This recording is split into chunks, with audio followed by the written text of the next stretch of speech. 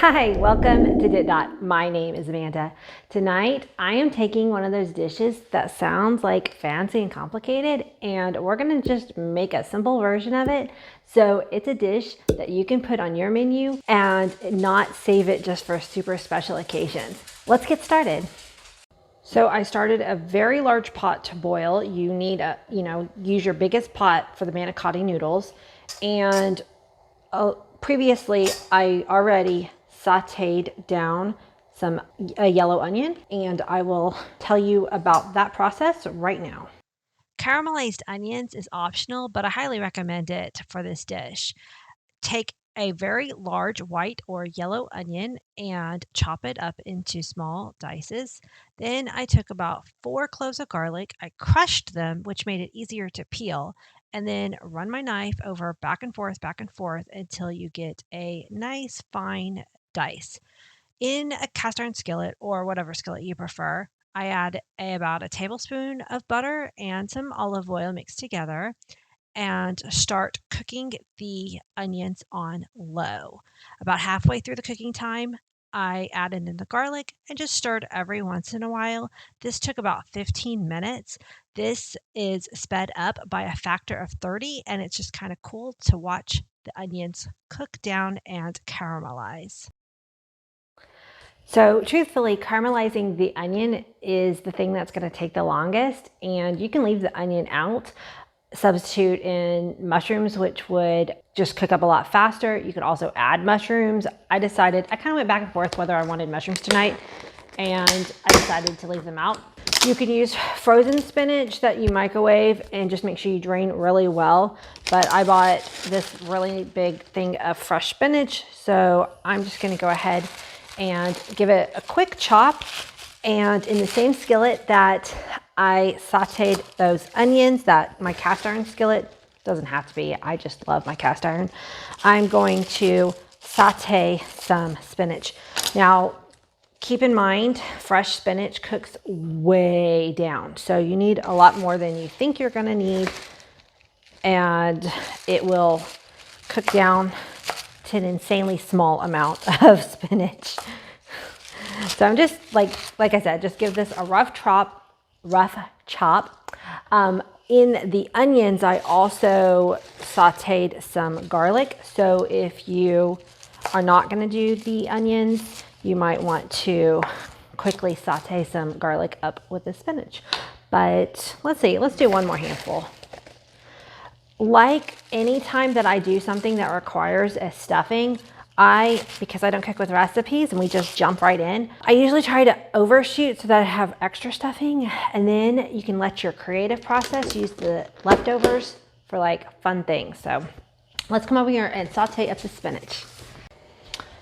Okay, so this is just the same skillet that I used earlier for the onion. So I'm going to grab my spinach and we're going to mound it up. Put in a little bit of olive oil and let it cook down. It won't take very long at all. So this is not like, a 30-minute meal, because the manicotti is going to take 30 minutes to bake.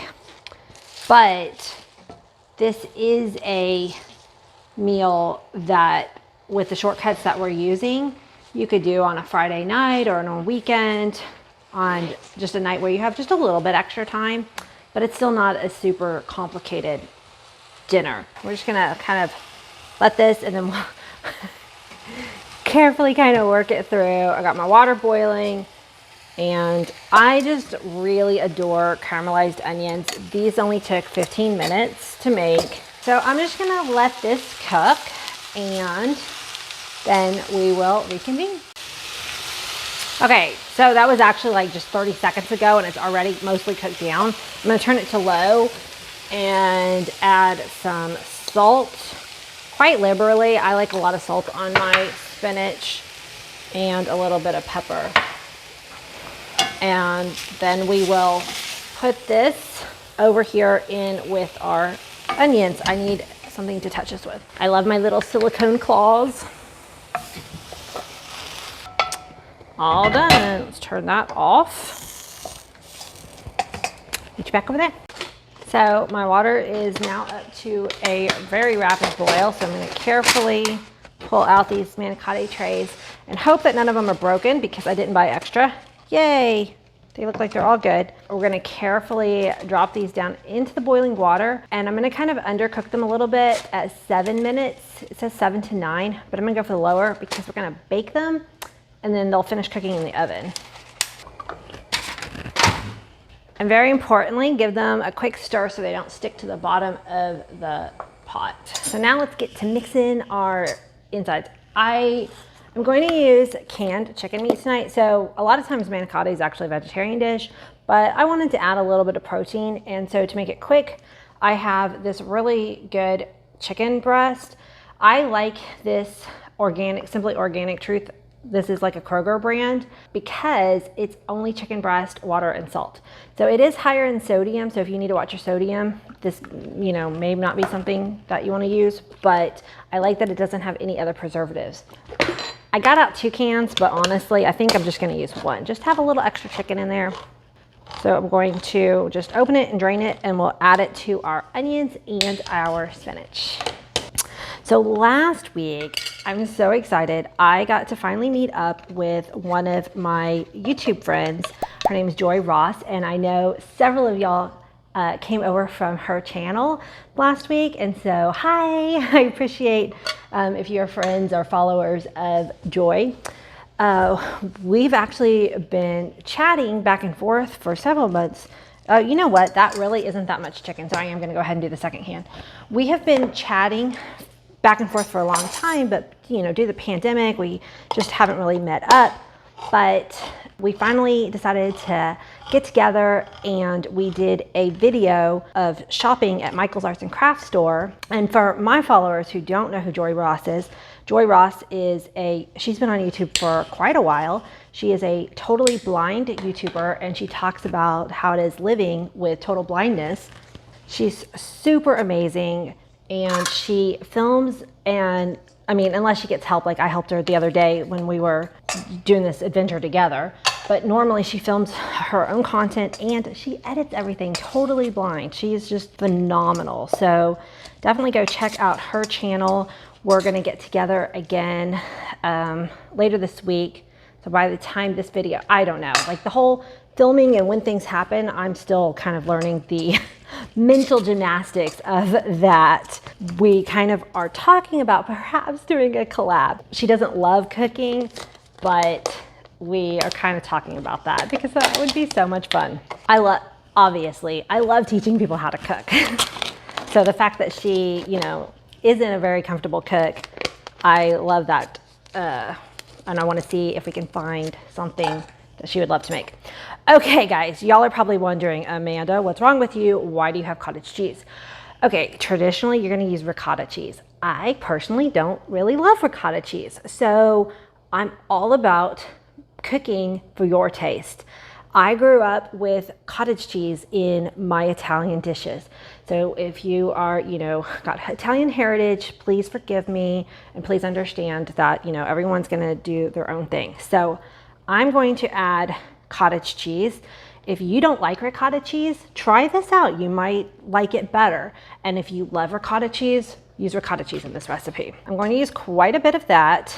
And usually manicotti doesn't have cream cheese in it, but I'm gonna put a little cream cheese in it. I just think it, adds creaminess. It just makes them taste better. I don't know. Manicotti is not something that I have made often. I don't know why. Honestly, because it's really not very difficult. It's just not something that I've done very often. But I was just trying to think of what's something different that I haven't made in a while and would be tasty and that the kids would love. And this is definitely a kid favorite dish. Man, I'm butchering this cream cheese. Okay, so I'm using about 1/3 of this block. And then I'll save the rest for my daughter's bagels. And then I'm gonna add some Parmesan cheese. So, did I set the timer? Yes, I did. Get so busy talking. I'm like, what? So this is just some shredded Parmesan cheese. You can use freshly grated. I would, highly recommend that. But again, this is kind of like the quickie version manicotti. Actually, what I really wanted to do was the stuffed shells. Have you seen those giant shell pasta shape at the grocery store? But when I went to the grocery store last Friday for me, they were completely sold out of both manicotti and the shells. I don't know, is there some recent holiday that people do stuffed shells? I have no idea. I couldn't, like, the entire shelf was empty.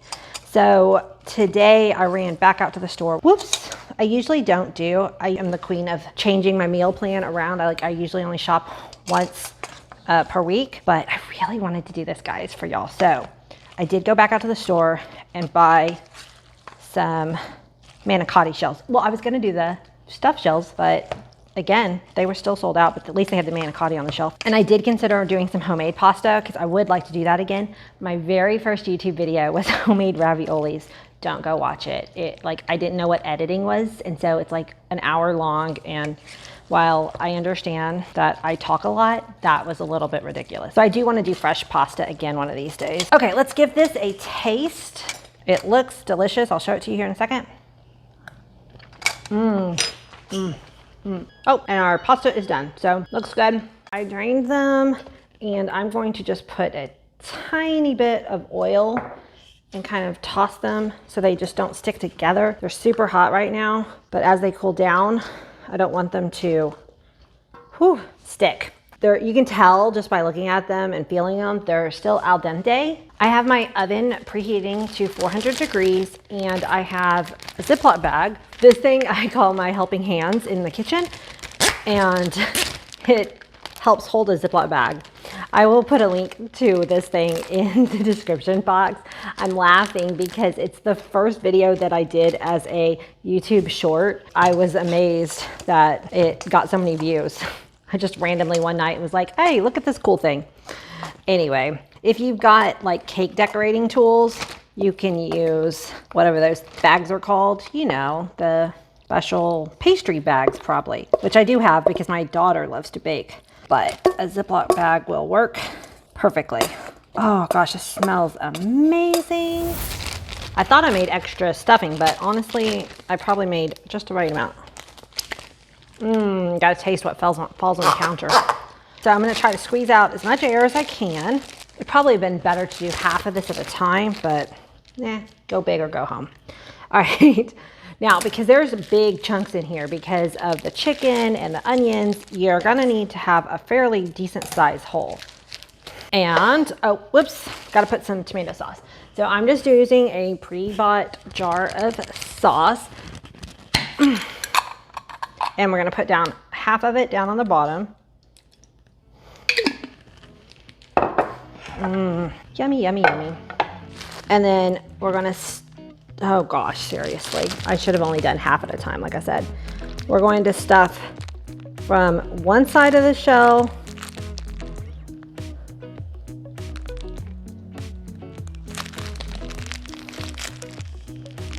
I'm gonna do it.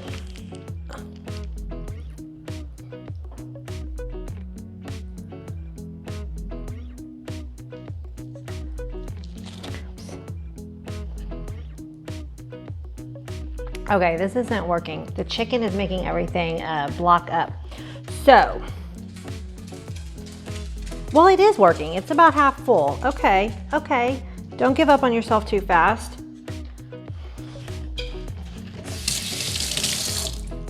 I didn't think it was going in, but it was. Okay. There we go.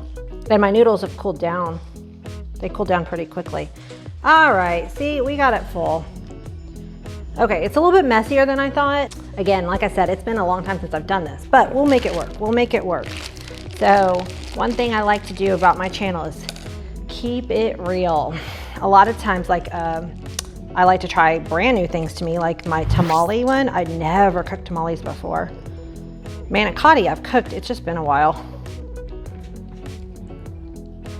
And I never follow recipes, which is so fun because then you get to just make it up as you go along. And once you have some of the theories behind cooking, you can get creative and do your own thing. Now they do have, I'm just letting this fall down into this sauce because you know what? I don't really care about that. This is a piece of plastic from my Ziploc bag and I don't want that to get mixed in. So I'm gonna put that out of the way. So I would cut, but I think this is quite amusing. Oh my gosh. Okay, it's working though. It is working. This is gonna be delicious. Stuff them in here and just line them up. I'm like washing my hands between each one. Okay, the comment section on this one's gonna be hilarious for the people who, you know, make manicotti often and they're like, Amanda, what are you doing? You know what, guys? I'm having fun is what I'm doing. That is what it's all about. So, for any viewers who are blind or low vision, what is happening is Amanda, I'm talking to myself in third person now, is making a giant mess, but having fun doing it. Okay. Doing this over a plate probably would have made for a better presentation, but that's okay.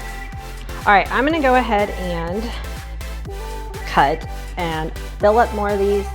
Oh, you can't even see them. See, they're right there. Fill up more of these manicotti and we'll be back. Oh, look, that one just did perfect. See, if I cut, I'm gonna get one that's beautiful. It just squirted right in there. So yeah, my idea was to do a little bit from each side, but that didn't really work. It was more of like in theory. I also thought this was gonna be a short video, but I like to talk.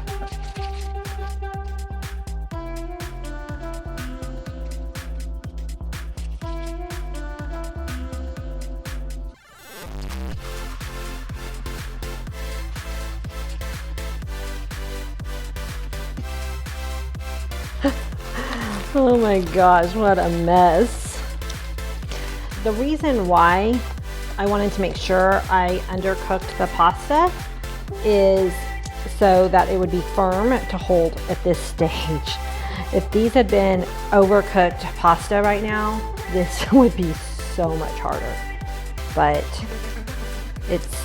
it looks really messy, but it's going in really easy.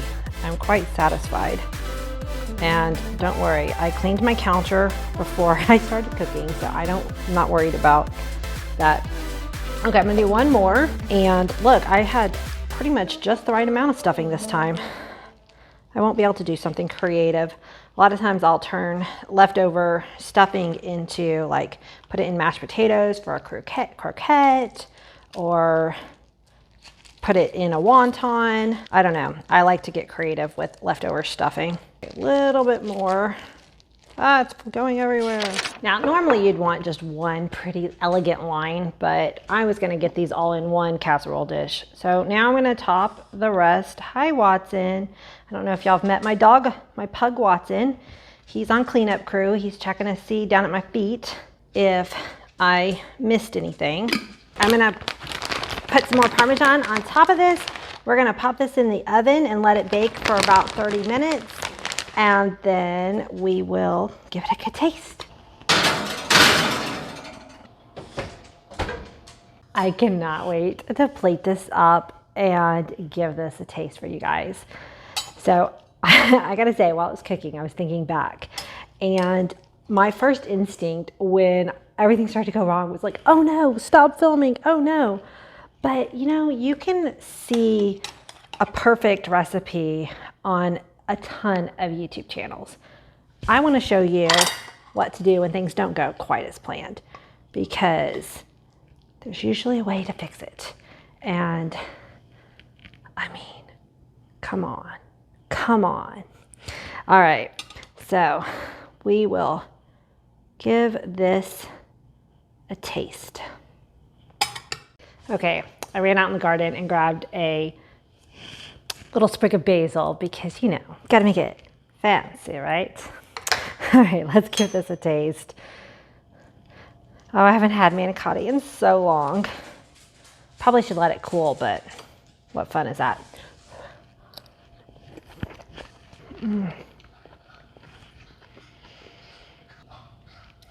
Yep, that's everything I want it to be.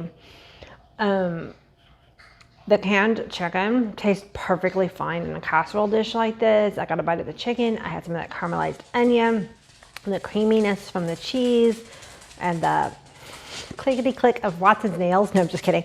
Anyway, yes, this is great, and I cannot wait to share this with my family. I hope you give it a try. Make sure that you hit that subscribe button so that you can see more real cooking with a real home cook. And until the next video, bye everyone.